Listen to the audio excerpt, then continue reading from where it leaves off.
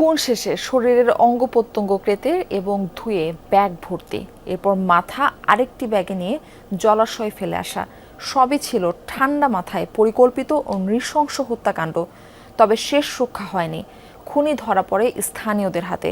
কুমিল্লার দেবিদ্বারে গৃহবধূকে হত্যার পর 9টি ব্যাগে উদ্ধার হওয়া মরদেহ এবং খুনের নেপথ্যের ঘটনা অনুসন্ধানে গিয়ে যমুনার হাতে আসে চাঞ্চল্যকর তথ্য।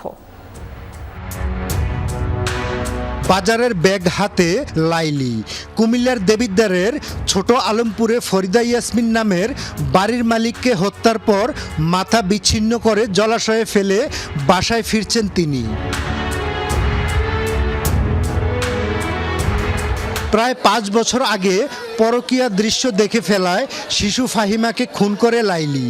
এবার খুন করেন নিজ বাসার মালিককেই। কারণ খুঁজতে যমুনা টেলিভিশনের অনুসন্ধান। হত্যার পর যে স্থান থেকে 9টি ব্যাগে শরীরের বিভিন্ন অংশ উদ্ধার হয়, সেই জায়গার ভিডিও ধারণের সময় ছোট্ট একটি ড্রাম থেকে শরীরের আরও কিছু অংশের সন্ধান পাওয়া গেল।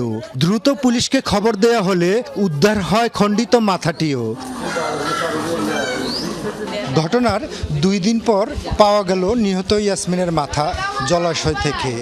স্বজনদের প্রশ্ন, এসব তদন্ত কেন আগে শেষ হয়নি, এখনও কেন উদ্ঘাটন হয়নি খুনের আসল রহস্য।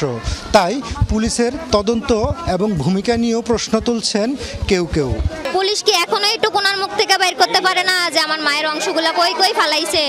পুলিশ কি তদন্ত করে আমরা খালি এতটুকুই জানতে চাই। গরুর মাংস যেরকম কাটে ঠিক এরকম কাইটে আমরা পলিথিনের টুকরা করে ফেলাই রাখছি। প্রকৃত দোষী যারা তাদেরকে চিহ্নিত করে এটা একটা দৃষ্টান্তমূলক শাস্তি হয়। 2021 সালের নভেম্বরে শিশু ফাহিমাকে হত্যা মামলার আসামি লাইলি জেল থেকে জামিনে বেরিয়ে ফরিদা ইয়াসমিনের বাসার একটি কামরা ভাড়া নেন। তবে নিহতের বড় মেয়ে জানান, শুক্রবার সন্ধ্যার পর থেকে তার মাকে আর ফোনে পাওয়া যায়নি। স্বজনদের দাবি, নগদ টাকা ও স্বর্ণের লোভেই হত্যা করা হয়েছে ইয়াসমিনকে। মেয়েটা যখন আমার বাসা ত্যাগ করছে, এরপর থেকে যেই ফোনটা রিং হইতো ওইটাও বন্ধ হয়ে গেছে। তখন আমার সন্দেহ লাগছে, হয় আমার আম্মার কিছু হয়েছে বা আমার আম্মুরা কিছু করছে। আমি কে মারছে কয়েকে আমি কয়েকজন মানে পোলাপাইন আনছি যে কি কারে কারে আনছেন। তো একটা নাম আমার মনে আছে, নাম হয়েছে সোহেল, তারপরে আর ওনার হাজব্যান্ড। ঘটনার পর মোট 14টি ব্যাগে পাওয়া যায় ফরিদার মাথাসহ মরদেহের বিভিন্ন অংশ। তবে ঘাতক লাইলির দেয়া তথ্য মতে ইয়াসমিন হত্যায় অংশ নেওয়া অন্যরা শিশু ফাহিম হত্যার সাথেও জড়িত ছিল।